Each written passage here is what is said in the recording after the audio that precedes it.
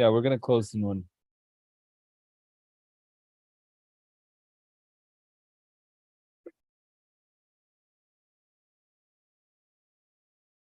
Assalamu alaikum and welcome. My name is Awais Khan. We are at Istanbul Sabahattin Zaim University at the Center for Islam and Global Affairs. I welcome all of you to our book discussion. The book discussion is designed to help further current and contemporary knowledge amongst our students and staff of groundbreaking work in the field of international relations and political science.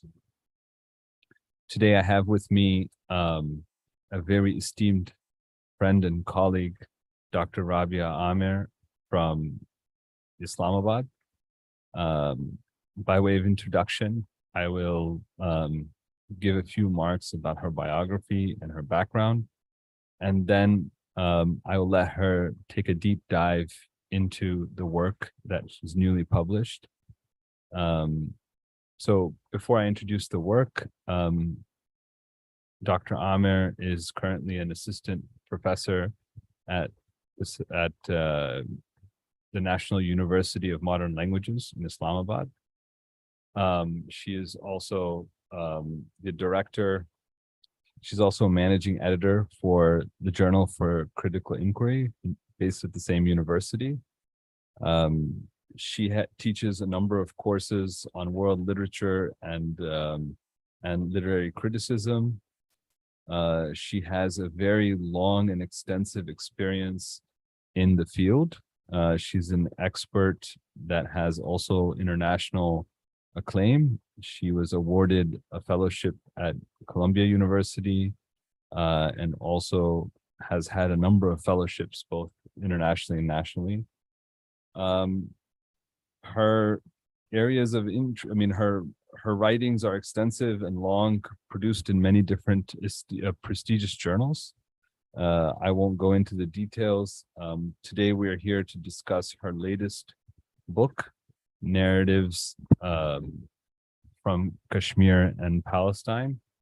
I will give her the floor. First of all, I congratulate Dr. Amer on her new publication, and I look forward to hearing about its inception and background and the aims and purposes for which she wrote the book. Dr. Amer, the floor is yours. Thank you. Am I audible? I don't think so. Yeah, you're audible. All right.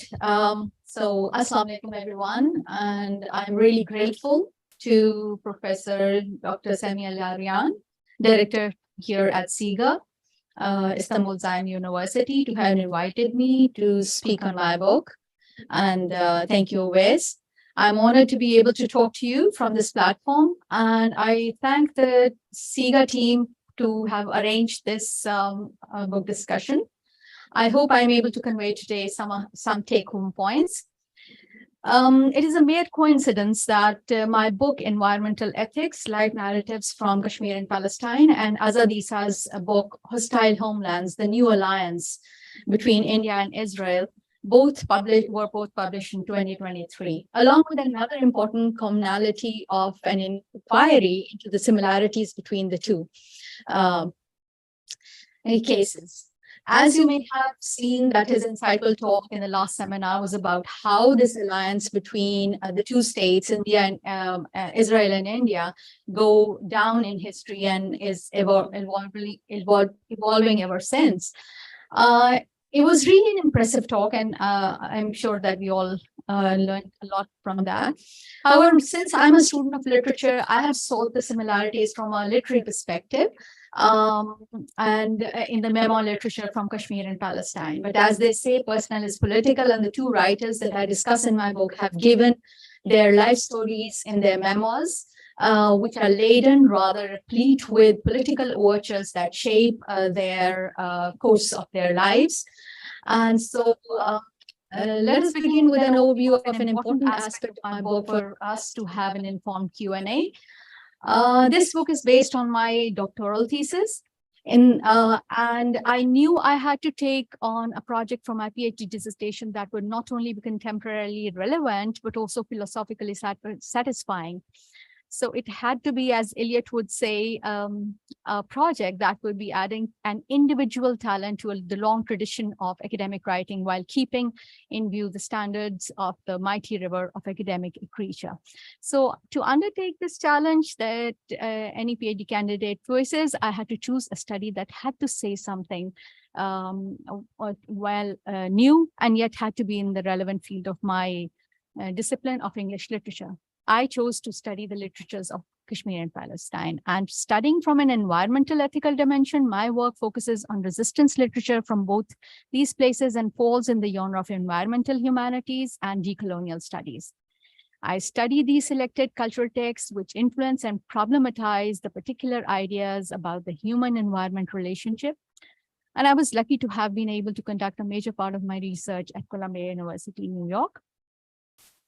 So to begin with, we can say that for more than 70 years now, world history seems to be at an impasse for the two flashpoints of Kashmir and Palestine, especially when we see though the possibility for their peace exists, it is being denied.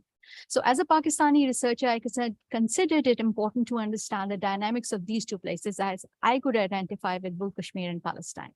Kashmir and its plight are a part of Pakistani collective unconscious because of the constant criticism levied against Kashmiris and consequently Pakistan. And recent developments in the two movements of Kashmir and Palestine raise some questions, and I found the epistemologically useful position of the selected texts quite instructive for this inquiry. And the similarities of environmental ethnocide for the two lands are quite consuming, especially when we see ordinary citizens pelting stones against the oppressors. If it is called Intifada in Palestine, it is called Intifada in Kashmir. So to study these phenomena, I found the research of this scope would be helpful to seek some answers. So let me just present my presentation, if I can. I share my screen.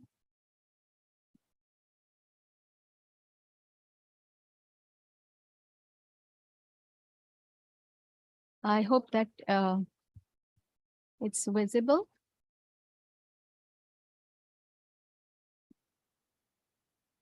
It has come from the last one. I don't know why it is coming in the last slide. Yeah, there you go. So again, I start with this.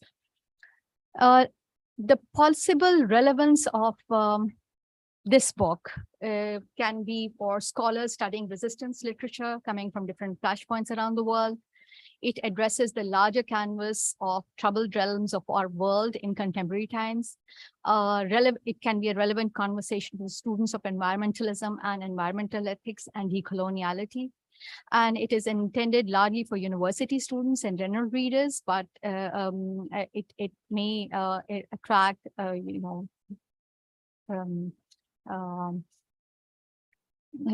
domains of other environmental ethical studies. And dialogue for other similar studies. Similarly, this monograph may also serve as a writing guide and academic writing for future scholars and can be instructive resource material. So now today I've structured my talk, the things that I discuss in my book. I'm going to talk about the historiography about Kashmir case and also on Palestine case. And then I'm going to talk about the difference between environmentalism and environmental ethic, and I have developed a definition of environmental ethics. And then there is a concept of implonialism that I give in my book. And then I would, end my talk with similarities between Kashmir and Palestine. So that's how it is. Oh, yes. No, but how do I switch further? Oh, yes. All right, this is a map of Kashmir, which we find in a very early on book by Alistair Lamb, one of the, one of the authorities on this region. And he wrote 3 books on Kashmir and, 1 or 2 other books on Nepal and, the Nagalands on the south, northern eastern border. So here it is like, this is the purest map that I could find, and that's why like I have shared here. Though in question answers I may answer because there are some aspects that I've already covered in other talks. So I don't know, how do I switch on? I don't know. Yeah. How do I move on to the next one? No, they're not working. I don't know why. Yeah, I just have to click. All right. So, but in this coming down to after this like map coming down to this 5th August 2019 by when we see this India unilateral and Indian, illegal and unconstitutional revocation of the Article 370 and 35K, which gave autonomy to Kashmir. That was when we see that being repealed, we are reminded, I was reminded of McIntyre's quote that some things are true is irrespective of how we feel about them, and that is in our best interest and those of the policymakers to attempt to find them. And that's what I am trying to do in my book. So these are some of the historical spotlights that I bring from my book, and these are different quotes. Now, this is a quote by G.T. Whitney, who was a cricketer and a traveler way back in 1840s. And he wrote, this, I'm just going to quickly summarize this, that he talked about the atrocities the Dogra rule was doing against the civilians. And then he also called his son Pratap Singh and called him that you need to take lessons of art by in the art of governing. So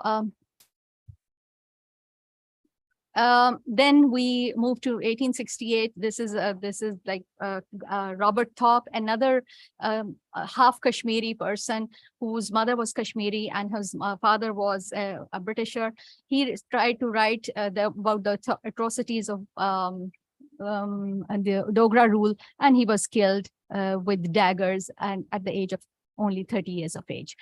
So, and then when you look at the Google, if you open and you want to find any history, this is on the left side, you can see this Kashmir, the story, full documentary on history. That's something that you find, very easily available on the internet, whereas Jashn-e-Azadi, for which one of the critics, she said that this 2007 Kashmir documentary, Jashn-e-Azadi, needs to be watched again in 2016. And this particular, documentary is made by Sanjay Kak, a Pandit, Kashmiri Pandit. So, and there are many others. That's my next project, inshallah. I'm working on that. God. Okay.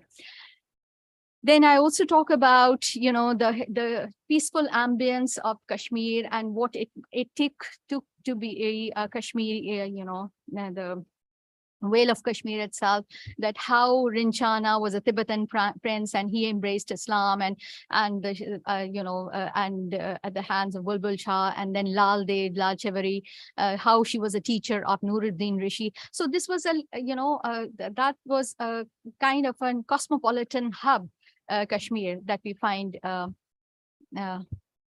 here. Coming down to 1947, we find that Prime Minister Jawaharlal Nehru talking about the Dogra, he conceded in one of the Kashmiris, to Kashmiris in conference and so forth, and said, Dogra government forced you to lead subhuman life. And then Nehru also declared that Kashmir is not a commodity or sale or to be bartered. It has individual existence and its people must be final arbiters of its future. However, and also Gandhi is seen to be saying that the will of the Kashmiris should decide the fate of Jammu and Kashmir, and sooner than it is done, the better. However, this is something that we find in Alistair Lamb's book, and he says that Nehru had developed a definite policy for the future of the state of Jammu and Kashmir. Once the British had departed under the leadership of Sheikh Abdullah, it was to be made into an anti-Pakistan, whatever shape Pakistan might eventually assume, zone to the north of Punjab. The special relationship of Nehru and and Lady Mountbatten was to infect everything which Nehru told Mountbatten about the state of Jammu and Kashmir and Sheikh Abdullah's special position there as the voice of the Kashmiri people. And the policies of both Mountbatten and Nehru with having common underlying objective, the eventual incorporation of the state of Jammu and Kashmir in India, unquote. So this is like what doesn't go forward. Then it's interestingly, Lamb is asking rhetorical question, and I have discussed it in detail in the book also, that he says that where a plebiscite had suited the India policy, a plebiscite had been held. In Kashmir, where plebiscite has not suited Indian policy, a plebiscite has not ended. In Hyderabad, where the use of military force by India had been experienced so that the force had been declared to be morally justified. By the same token, in Kashmir, where the use of the Pakistani military force has not suited Indian policy, so also has it been condemned on moral grounds. So with these, and then William N. Baker is also, and he's categorically saying that, Kashmir has never been a part of India. Thus it is impossible for the Kashmiri people to secede from which they have never joined. So, all these historians, even to the extent that Alistair Lamb has said that the instrument of accession, that document which, is played for the advantage of that Indian Kashmir finally seceded to India, is fake. So according to his 3 books, Victoria Schofield, another historian, I just want to skip these. She's also talked about, and she also talks about Sir Corfield, the 2 cases of Hyderabad and Kashmir. Sir Corfield had suggested to Mountbatten that the 2 cases balanced each other, but Mountbatten did not listen to me. Anything that I said carried no weight against the long-standing determination of Nehru to keep it. So this is being quoted by Victoria Schofield. Know how to make it. Yes.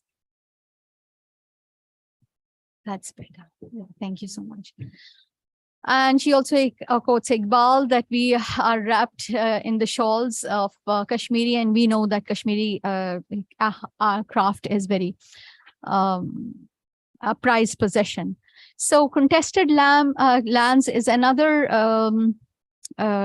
He's a political scientist in London School of Economics, and he's also very critical about Lord Batten's, the fact that that Kashmiris needed to to have a decision reference to the people. That was never consummated. And from 1953 onwards, Bose says that the Indian government embarked on a strategy of incrementally revoking Indian-controlled Kashmir's self-rule, which they were managed in 2019. So, and he even calls it a mock power battle between the titans of Indian government and Sheikh Abdullah, show that India as the king of the jungle, while Abdullah merely a pawn crushed under his, its feet.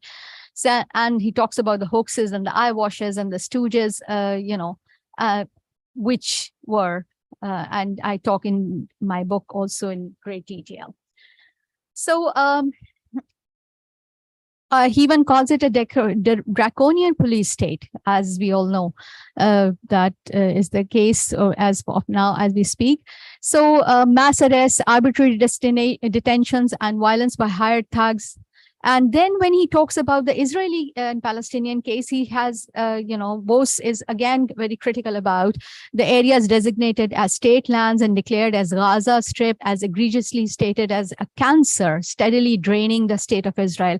So, in a way, Israel would be grateful if Gaza is taken off its hands. And he's clearly indicating that Israel's propagandized itself as the magnanimous power, while Palestine is the shackle around its neck. So he also writes his concern about the speculative state of affairs, and in the two cases of Kashmir as well as Palestine. Now, this thing we actually gloss over these certain facts. And I have brought this here, this quote, that before the tribal invasion, negotiations at high level were in progress over Kashmir's accession to India. So that was something which was already in progress.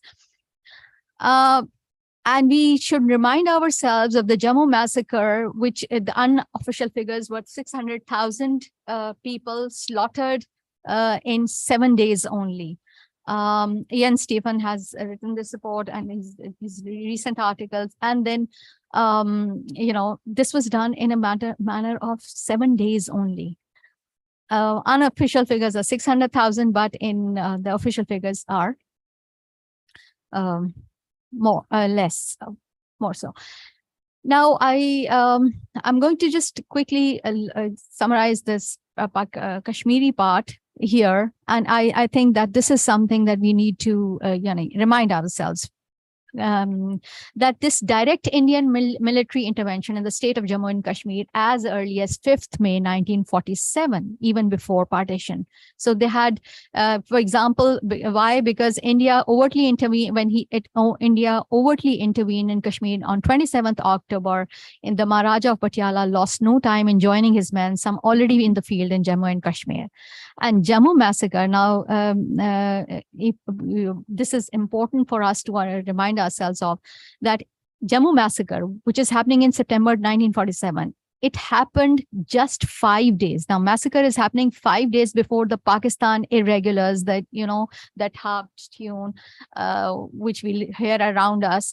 Those irregulars, they went 5 days after this Jammu massacre and 9 days before the Maharaja accession to India. So it was a mayhem sort of a thing. So again, this needs to be something. Then there's this expose of the Islamophobia, I would say, which was going down into history, is in this platform, India Conclave Today.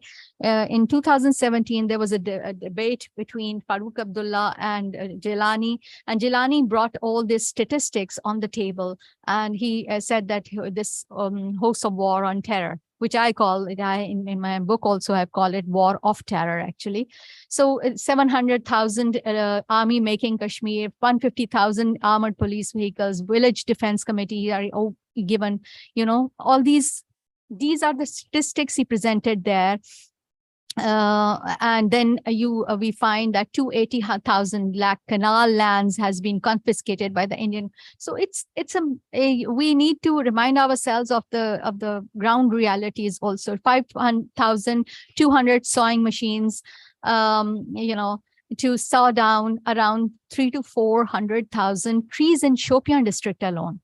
So this is actually that sort of an occupation. Then he also talked about all these, people murdered, women raped, people migrations, missing persons, young people, with all the facts and figures.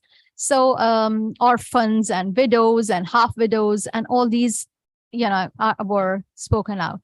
And the audience, of course, they did not have much to say except for and again, if we come to the social media platforms, we find that, this Babri Mosque, we know that it was demolished in 1992.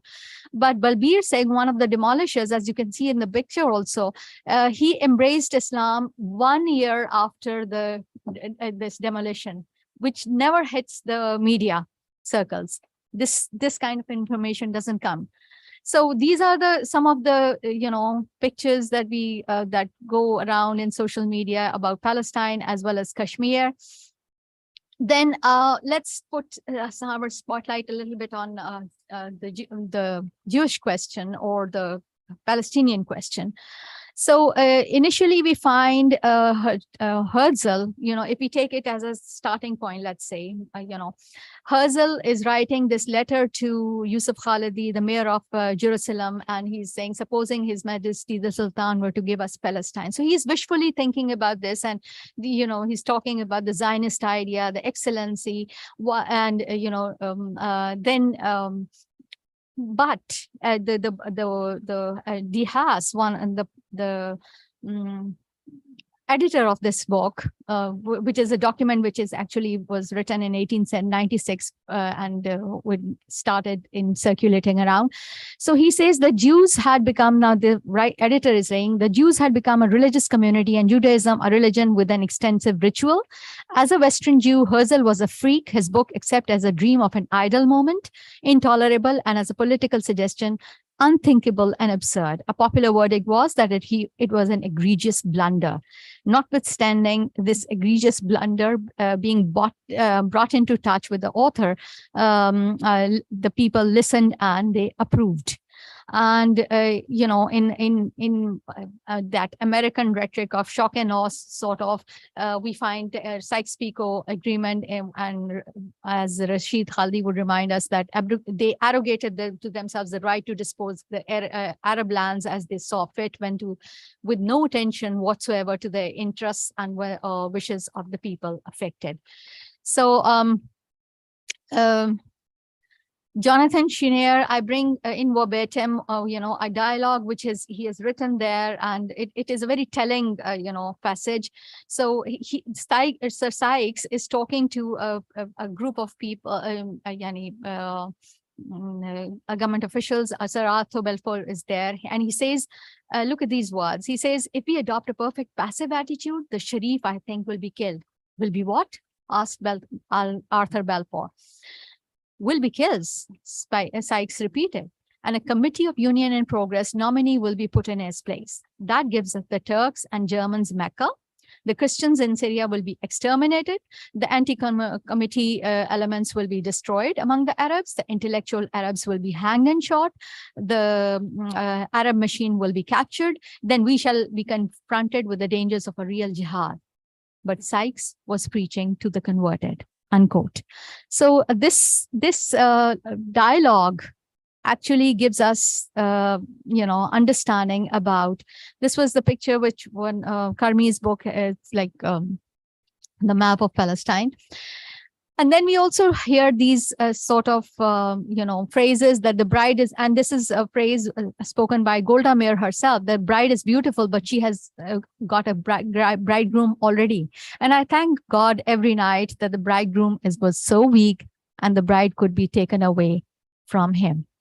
So, and then interestingly, Klaus Polgin, he reminds us in his 1976 article, The Secret Context, Zionism and Nazi Germany. So that's not only a myth, 1932 to 1941. And he says that the Zionist leaders were determined at the very outset of the Nazi disaster to reap political advantage from the tragedy.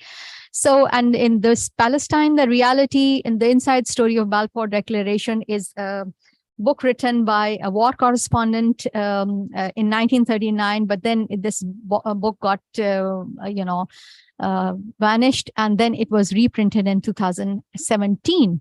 And here he is in a very conversational tone, J.N.M. Jeffries, he talks about Mark Sykes' joyful and flippant remark, as he calls it, as he says, it's a boy after the Balfour Declaration. So however, he says, according to Jeffries, he's written it in his book, that unlawful in issue, arbitrary in purpose, and deceitful in wording, the Balfour Declaration is the most discreditable document to which a British government has set its hand within memory. And again, it's one of his very telling, quote. I'm just quoting here in verbatim. Now, and this gives us the understanding, complete understanding about this whole Palestinian situation. He says that they were told that it was a pledge made to the Zionists. They were not told that the Zionists had written most of it. It is fraudulent, he writes. It plays upon general ignorance. What in 1917 did the war-worn British public, what did the deluded Jews of Russia, what did any general body of people outside the Near East know about the composition of the population of Palestine? Nothing. Therefore, we have Palestine with 91% of its people Arabs and 9% Jew at the time of the declaration. It was an Arab population with a dash of Jew. Half of the Jews were recent arrivals. It is an Alice in Wonderland legislation. And he goes into very conversational. I guarantee you civil rights, said the White Queen to Alice in Palestine land. Oh, thank you, said Alice. What are they, please? I'm sure I can't tell you, my dear, said the White Queen, but I'll guarantee very hard. If only the declaration, he writes, had been as innocent as the text of Alice in Wonderland. Its nonsense is deceptive nonsense written with vicious intention. So then there are many other, writers and critics who talk about this, the ship which was carrying civilian passengers, Jewish civilian passengers in 1940. It was,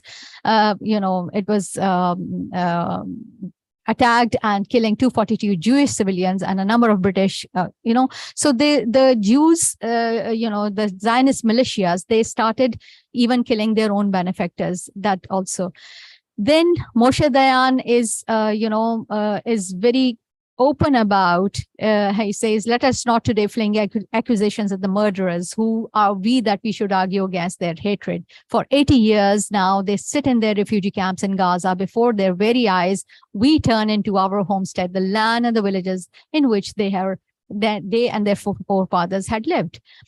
We are a generation of settlers, and without the steel helmet and the cannon, we cannot plant a tree or build a home. Let us not shrink back when we see the hatred fermenting and filling the lives of hundreds of thousands of Arabs who sit all around us.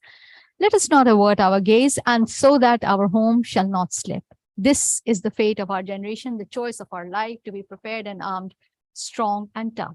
Or otherwise, the sword will slip from our fists and the life will be snuffed out. So these quotes, there are many other historians like Ilan Pappé, Shlomo San, who I quote. But this is that these two, spotlights on the historical aspect may have given you an idea. And this is how, with the help of this historiographic analysis and the text that I choose for my study, I come up with this understanding about the difference between environmentalism and environmental ethic.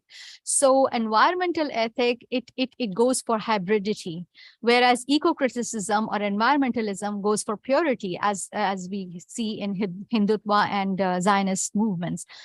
Then in post-colonial environmental ethic, we study displacement, while eco-critics or environmentalists, they focus on the place. Again, environmental ethic tends towards cosmopolitanism. And eco-critical, a bent of mind is towards nationalism, and that would I later develop it as parochial nationalism, not just nationalism. So environmental ethic works to recover history, while environmentalism seeks to sublimate or transcend history. So that is why I've brought this working definition of environmental ethic. That is an ethical statement of facts about a space invoking a historically informed environmentalism that would aim for a balanced and sustainable future for all sorts of existence on our earth. So we need to remind ourselves that the need of the day is not just blanket assertions of environmentalism, but an environmental ethic, which may alternatively be called as eco-post-colonial justice, which states the indigenous rights or environmental justice of a post-colonial place, the blatant disregard of which occasions green criminology.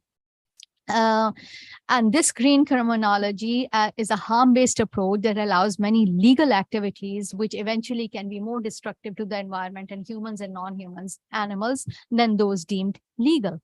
So therefore, it is an interventionist field of study, which, while addressing the concerns of post-colonial studies in humanities interrupts the continued vilifications, rejections, and exclusions of post-colonial concerns in the blanket assertions of environmentalism.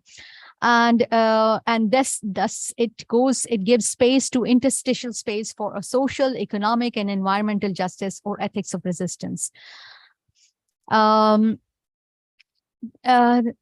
And then I move over to the second last segment of my talk here. I've presented a term, implonialism. And I've developed this term after, going through all these texts that I study. Pardon? With 30 minutes, I will be finishing in 5 minutes or so, right? No problem. Thank you.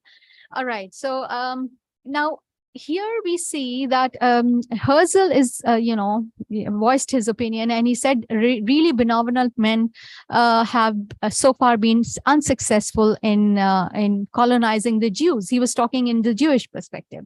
And similarly, Shashi Tharoor in his book, as you can see on the screen, also in Glorious Empire, he also has the same, line of rhetoric that Indians could not be colonized. So my question is here is as if attempts of any colonizing are bound to fail as claimed by Herzl and then or Tharoor or any other, then what is this ization Israel is practicing vis-a-vis Palestine or India in the case of Kashmir? That's the question we need to ask ourselves. And when I ask this question, I come up with this understanding that it is a recolonialism, re-imperialism, despotism, and fascism. And it is a combination of all these that I present this term of implonialism. For example, colonialism was thriving on the metaphors that we are here to educate civilizing the innumerable millions. And it's, colonizers have to carry the white man's burden.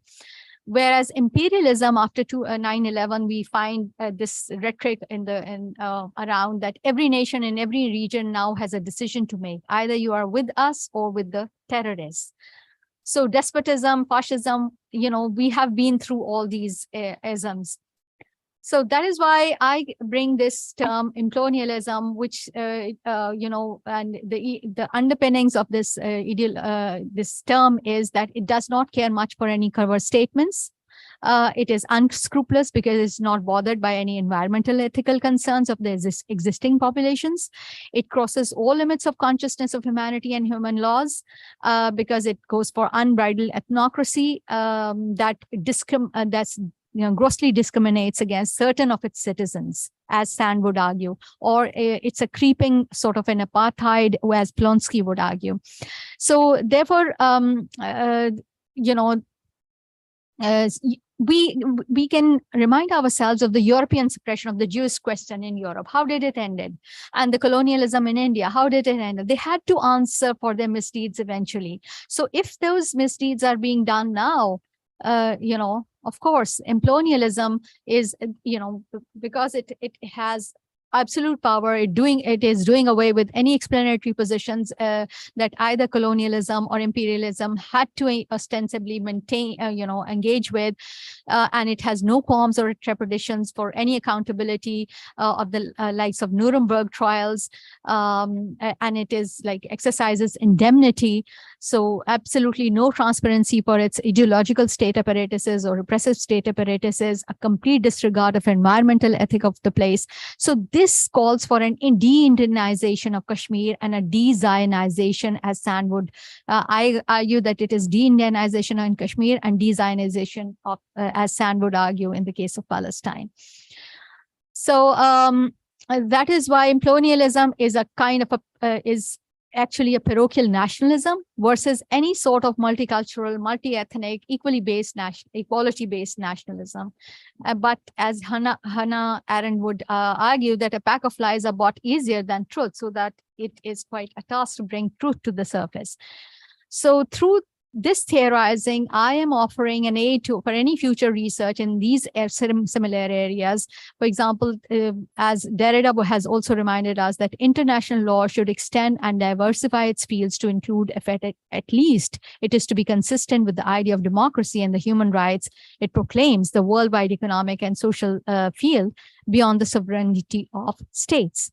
So this colonial imperialism or imperialism is more aggressive due to the sheer savagery of the attacks and show the moral depravity of the oppressors and uses the hammer against a fly phenomenon. Thus, the world communities that are being put under erasure must be seen through this lens of post-imperialism. And now let's move to the last segment of our talk. We are talking about the similarities between the two. And first of all, it's a badly capped business of the British Empire in both Palestine and as well as Kashmir case. Then the preferential treatment was given to the Jews and the Indians and the Palestinians and Kashmiris. They were held back in progress in education and everything. Then the resistance is mimed as terrorism, both in Palestine and Kashmiri case. Counterterrorism measures, they are, again, there is a collusion between the two because their multi-tiered fencing system in 734 kilometers out of 742, and this is what Bose has written in his book also, that this multi-tiered fencing system, which India, has enacted there, it was with the, of course, by Israeli and United States help. So highly militaristic operations against civilians, not armed personals, but civilians. Then this is also commonality. Then we have the commonality as Salman Sitta tells us about Shiva prison. So prisons is also a similarity. And here we have Papa 2 as Basharat P tells us. So this is like, these are modern day Holocausts. Then there's another similarity of the Tatweek in Palestine and crackdowns in Kashmir. Then hierarchical order. Now, if we have caste systems in India, we have the hierarchical order of Ashkenazi Jews and Sephardic Jews and all those like here also. That's also similarity. And interestingly, this similarity, Nadia Abul-Hajj has done a wonderful work on this, and she's talking about archaeological hunt for imagined Israelite ancestors. She talks about, and the destruction of Babri Mosque was also, mostly, Kashmiri or not Kashmiri, but Indian strategies are favoring or they're copying mostly Israeli, maneuvers. Then stone pelting is another big commonality. However, let me just talk about one outlandish comparison between Israel and Pakistan situation, which I have dealt with in my book also, is about Faisal Devji's and Professor like Faisal Devji or Nausheen Ali's books. And, their claim that is neither supported historically nor the lived-in experiences of the two memoirs. Why? Because equating seriously flawed idea of Israel and Pakistan, a land where majority of nation are or were already living, as was the case in Pakistan, is entirely different from an implanted idea, implanted people exported from another land, as was the case of Israel. And then there is another comparison that is made about expansionist designs of Israel as compared with that of Pakistan, whereas Pakistan has never acquired any further land, rather than to have lost it in 1971, of course, by its own like doings and all that, to the expansionist insurgencies of factors of, external factors of Mukti Bani Tehreek and all that also. Then there is another very important aspect that we need to remind as a Parthian shot, I would say, that engaging partially in contrapuntal reading of the corpora of unconscious guild of writing and criticism, which have been, as I would argue, have been flogging the dead horse of militancy factor in Kashmir. They call it Pakistani irredentism and a terror assaulted India. Manakshi Bharat's book or Rekha Chaudhary's book or M.G. Katra's, to, these are only three I've cited, but they are actually flogging the dead horse of militancy. After 2001 and 2002, three, this tier fencing, which is thermal imaging and all those, that sort of, with that sort of, what do you call it? Is something that it's uncalled for.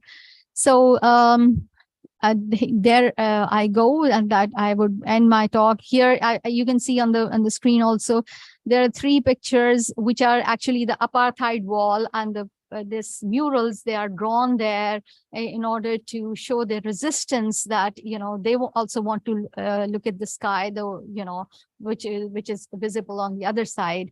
So these murals are very lifelike.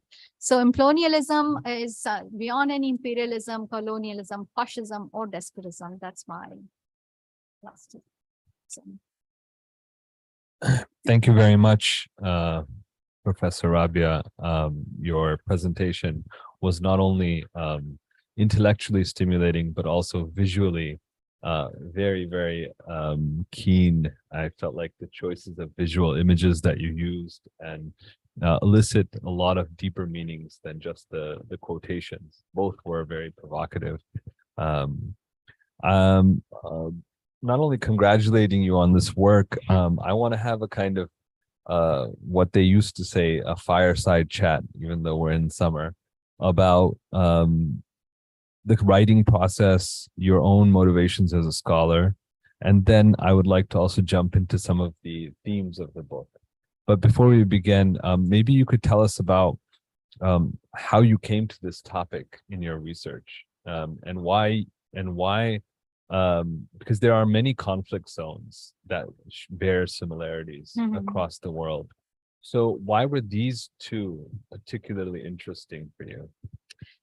Like I said in the beginning of my talk also, that the thing is that Kashmir and this whole Kashmir and the litigation and all that's part of our Pakistani collective unconscious, and half of our families are from Kashmir, so we can relate with that. And also like Palestine, it was something that in my when I was a graduate student, I had a friend who I remember her name, or it was Ola Amin. So we used to do group study, and when I asked her from where you are, and she used to say, I'm from Lebanon, no, from Palestine, and I wasn't sure. Then I asked my mom, what is this? Though I was given some answers, but that stick in my, and I wanted to explore this. And then when I came to know probably my long lost ancestors were also came from Arab. So this was something at this point in time in my life, in my career, professional life, I wanted to do something that should speak something, or something should be substantial. Although I think I could not do what could have been done, but at least I tried. That's fine. In the book, you chose to focus on two I don't know if they're autobiographies, but they're kind of life narratives. They're memoirs. Of people growing up in both conflict zones, both occupations, I should say.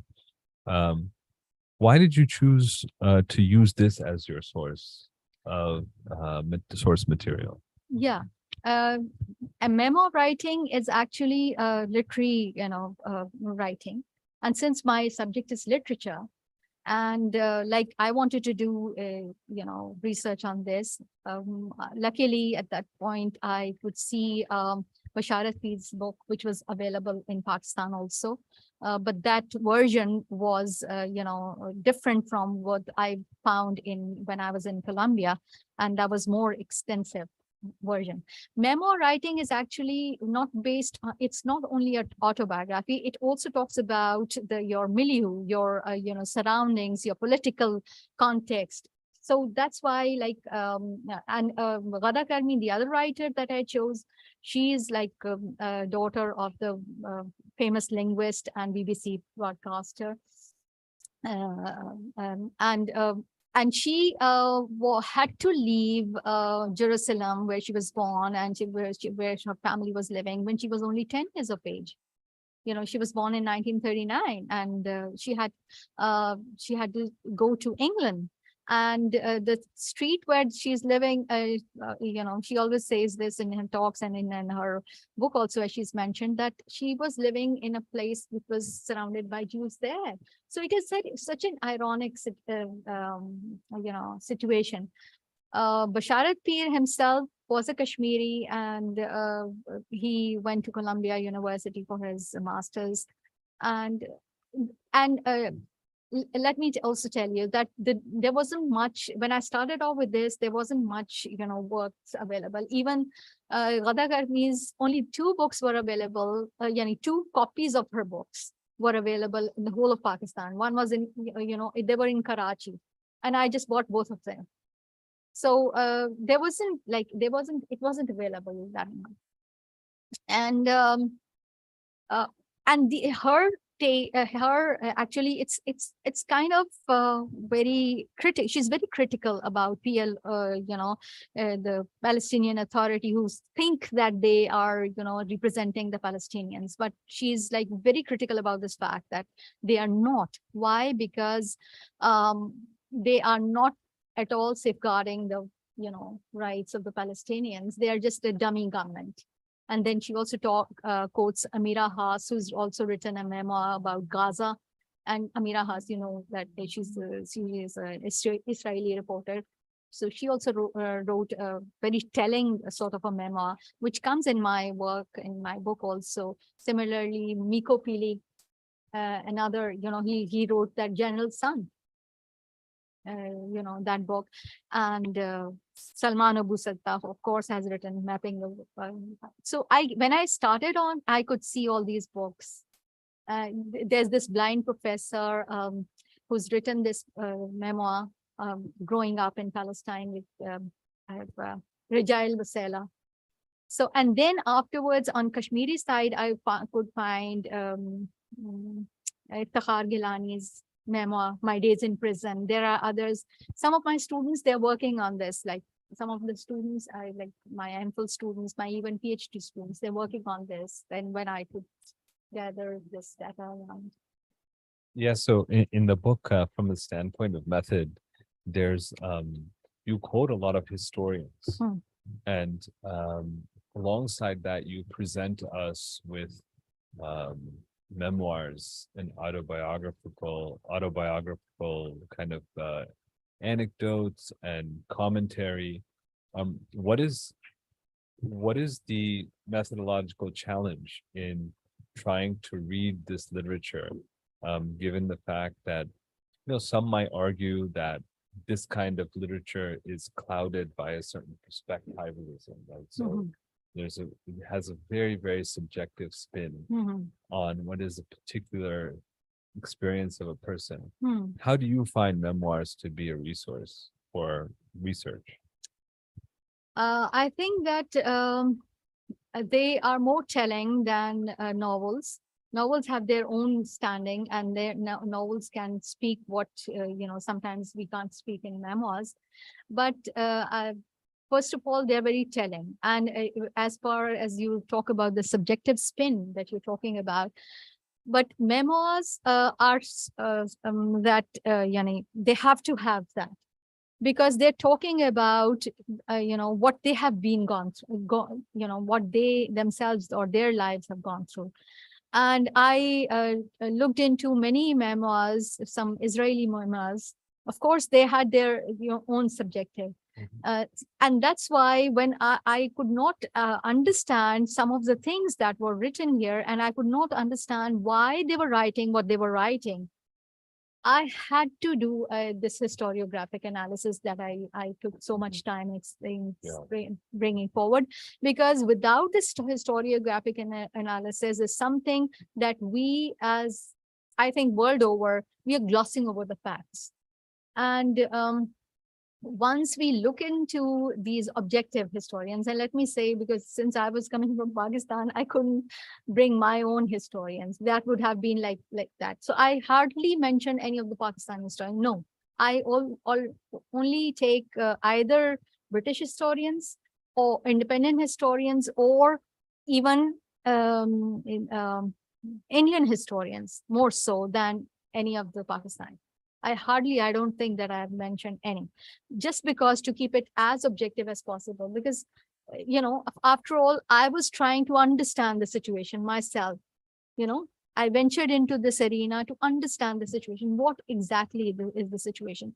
And when I went to Colombia, like listening to Rashid Khaldi's lectures and, auditing his lectures, and then he also is very objective about this fact. I'm bringing Jonathan Schneer, Shlomo San, Alain Pape, all these different authors or historians who are talking what they're talking. So then actually the thing is, right now I was listening in the morning also one of the conferences which is going on, which was held 2 weeks earlier. There also the narrative which I found in those presentations, that was like again clouded by the same sort of rhetoric which we are so used to listening. So that's like something. Very fascinating. I want to jump into a little bit more of the substance of the book. I Mhm. mean, obviously the book has a deep concern about social justice, Yeah. right? And you are very concerned about not only the violations, the torture, the military occupation in both zones, and the human rights violations that are going on a consistent basis. But you argue that this cannot be understood unless we tackle the issue of environmentalism. So could you please tease out, I mean, I Yeah. know in the book you go into deep details, but maybe you can tease out for our viewers and participants, what is the relationship between social justice and environmental justice in your view? Okay. So when, for example, one of the writers, like Basharat Pir, in the context of Kashmir, he talks about the paddy fields. He talks about Badami Bagh, where the almonds are grown and all. When he talks about this sort of narrative, and then he talks about bunkers, and he calls it Bunkeristan, because the whole land is being confiscated and appropriated by, or instead of, everyone loves to look at the, beauty and talk about the pastoral elegies that we find so much in literature. But when they are being appropriated, when their people are being massacred day in and day out, that is, that's not environmentalism. If I can enjoy that scene, fine, it is environmental friendly. But if that same place is being bombarded or looted or being confiscated, like I mentioned in my talk also, that there were many trees which were cut down in Shopian district alone. How many? And there were so many 100,000s of trees. Similarly, in the context of Palestine, Ghada Karmi talks about the paradisic Riviera, this Gaza Strip. And then she immediately talks about the sewage, which is coming from the settlements from above and on the heads. And they had to have a mesh erected on their heads, and that sewage is coming on their heads. So and then again, another very interesting example was the one of the farmers. They visit one of the farmers in the memoir, and he talks about look at my vineyards. They're devoid of any water, and immediately, that green line we have. That's very ironic again. That across that green line you have mechanized, engineered water system, irrigation system, right? Yeah. But you have taken the water of this poor chap. So is it, Yani, you talk about your environmentalism, but I talk about the environmental ethic itself, that there has to be an ethical environmentalism. Yes, for sure. Right?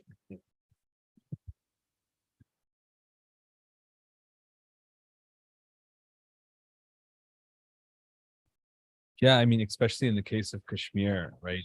How much of the state propaganda around Kashmir, it reminds me of a lot of the ways in which um 19th century painters in North America depicted the land in North America devoid of natives in these landscapes. And a lot of times when we see Indian Indian propaganda about Kashmir, we see the same kind of landscapes, right? Yeah. And we don't really see the people of the landscapes as if these are empty lands. Yeah. And it's almost as though Kashmir is it's a kind of environmental policy. I mean, there's environmental propaganda around Oh, the yes. beauty of Kashmir. It looks like paradise.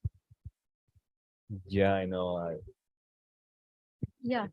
Is my working? Okay. The mic should still be working, right? Yeah. Okay. I'll speak into both, I guess. So yeah. So I understand that environmentalism is so important in the case of Kashmir, uh, and that the question of ethics comes forward. But you make a distinction between environmentalism, or you call it the blatant assertion, It's blanket blanket assertion of environment. environmentalism versus what you call an environmental ethic. So what is the difference between the two? See, the thing is that again, I think I've explained it, but I'll explain it again. See, the thing is that environmentalism is that, you talk about climate change, everything, but then you forget about that how you're going to change that. Yani, you want a environmentally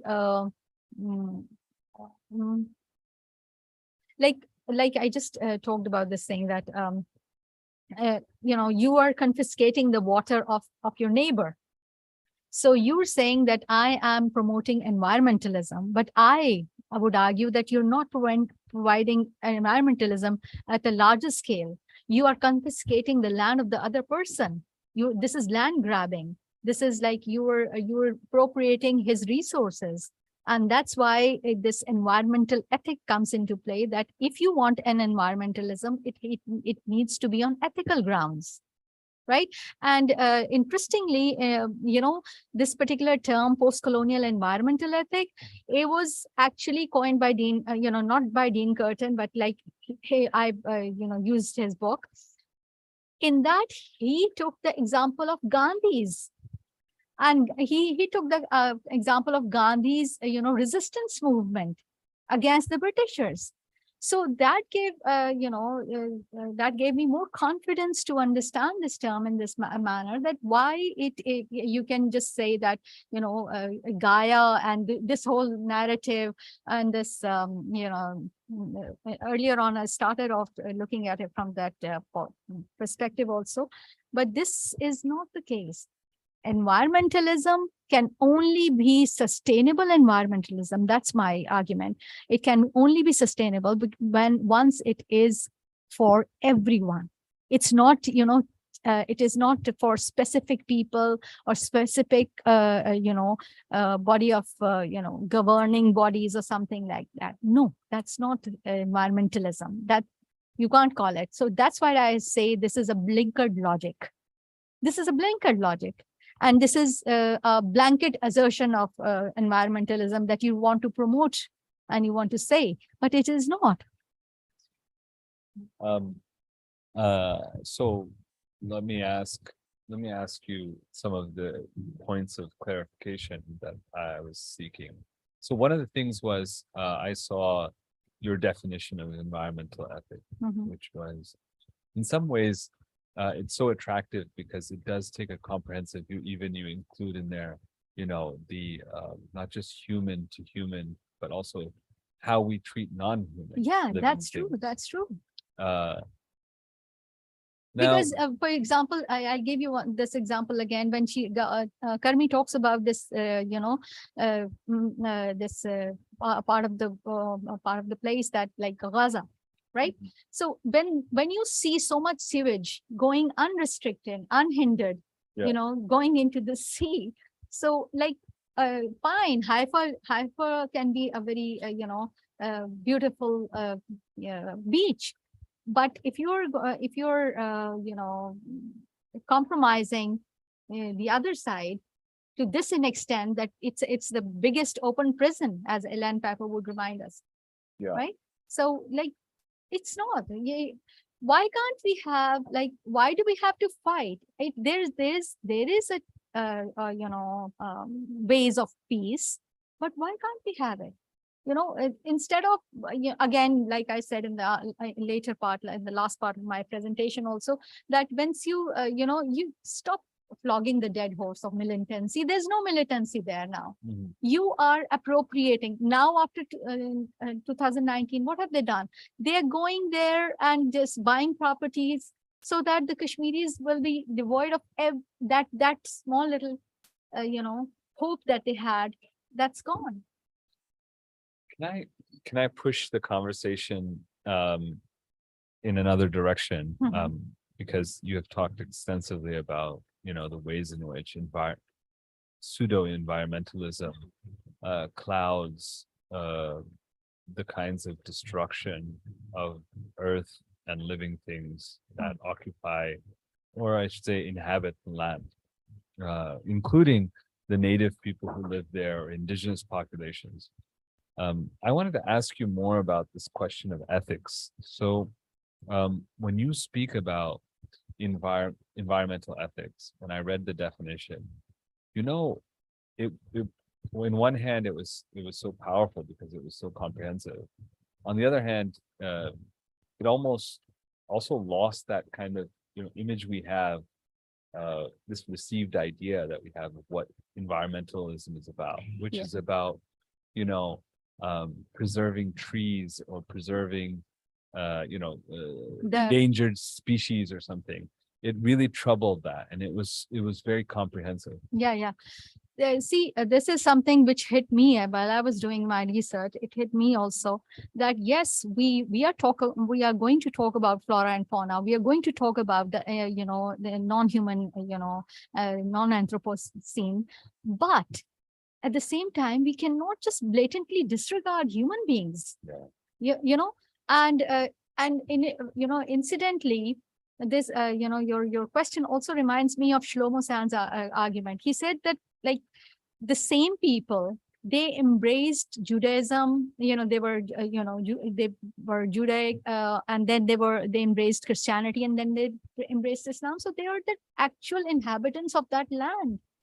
Yeah, and if you understand in this manner, then that this anti-Semitism, which is being like from is a no-go area, that's something that I don't understand this in this manner. Then this is anti-Semitism against the people, indigenous populations.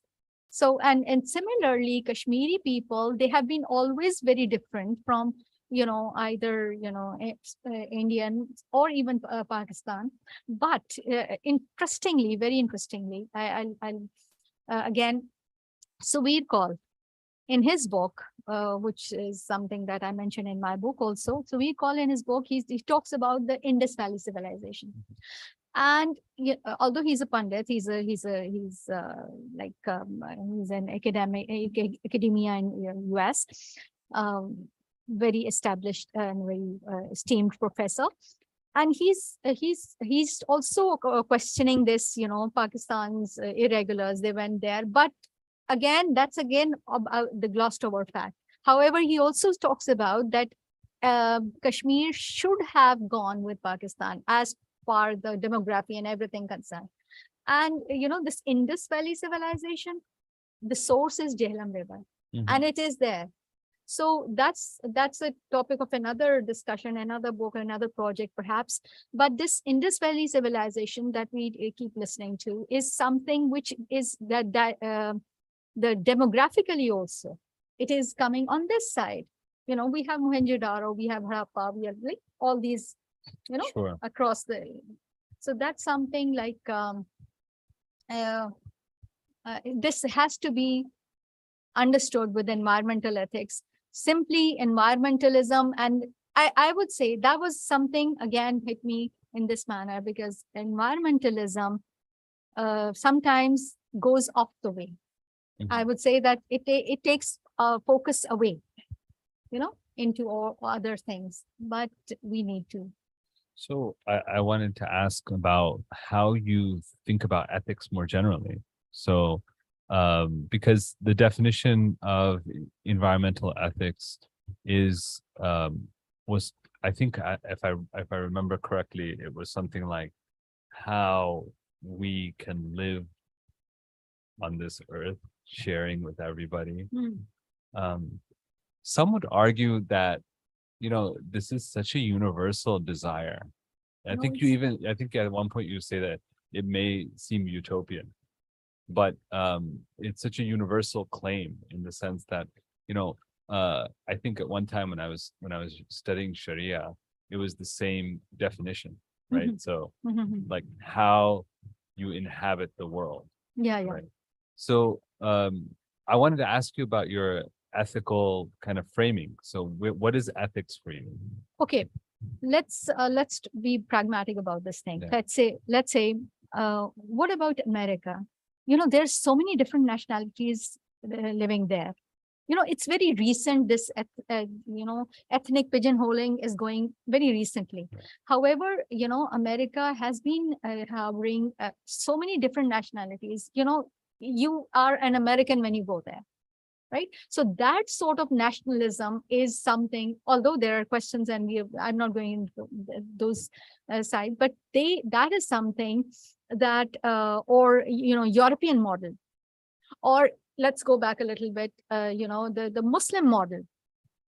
You know, if you talk about Ottoman Empire, or you know, things like that. But here also, this whole land, the European model, for instance, the European, for example, you can go from one place to another, and you know, there are many nationalities thriving there, you know, and there's nobody. So isn't it a peaceful coexistence? Can't we have it that way in Palestine and Kashmir? That's my question. You know, it's not something very, you know, overtly utopian. It's not, because we can see, you know, people living in different parts of the world in peace and harmony. No problem with that. At one point in the book, you point out, you know, it's interesting that you brought up the Ottoman Empire, because the Ottoman Empire had a way of managing difference. Yeah. Which was along what has, you know, I don't know if it's a proper word. I don't think they use this word, but in the literature, it's called the millet system. Yeah, millet system. Like Sultan Selim opened, you know, the gateway for persecuted German, and Jews of the Europe at that point in time. Yeah. The Ottomans opened up, you know, the country twice. You know, not only this is what Herzl also writes. not only in the 16th century. I mean, in the 15th century, but also in the 19th and 20th century. Yeah, that's true. It was a safe haven for many European Jews, Istanbul in particular. Yeah.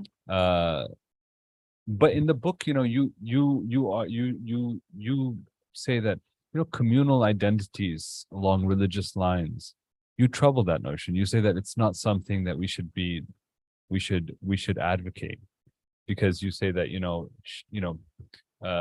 human beings aren't sheep to be put into different pens according to their religion.